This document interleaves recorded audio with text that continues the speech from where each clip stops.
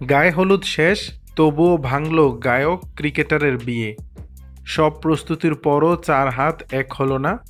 বাগদান, গায়ে হলুদ আর সঙ্গীতের ধুমধামের পর হঠাৎ করেই সুর কেটে গেল ভারতীয় নারী ক্রিকেটার স্মৃতি মান্দানা ও সুরকার পলাশ মুচ্ছলের সম্পর্কের।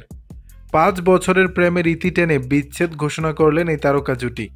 গত ২৩ নভেম্বর মহারাষ্ট্রের সাংলিতে তাদের বিয়ের সানাই বাজার কথা ছিল, কিন্তু স্মৃতির বাবার অসুস্থতার কারণে শেষ মুহূর্তে তা স্থগিত করা হয়। এরপর থেকে গুঞ্জন ছিল বিয়েটা আদৌ হবে কিনা। রোববার দুপুরে ইনস্টাগ্রাম স্টোরিতে আলাদা বিবৃতিতে পলাশ ও স্মৃতি দুজনেই নিশ্চিত করেছেন তাদের পথ এখন আলাদা। বিবৃতিতে পলাশ লিখেছেন, আমি জীবনে এগিয়ে যাওয়ার সিদ্ধান্ত নিয়েছি এবং ব্যক্তিগত সম্পর্ক থেকে সরে দাঁড়াচ্ছি। এদিকে বিয়ে বাতিলের পর সোশ্যাল মিডিয়ায় পলাশকে জড়িয়ে নানা নেতিবাচক গুঞ্জন ছড়িয়েছে। দাবি করা হচ্ছে স্মৃতির সঙ্গে সম্পর্ক থাকাকালে তিনি অন্য নারীর সঙ্গে জড়িয়েছিলেন।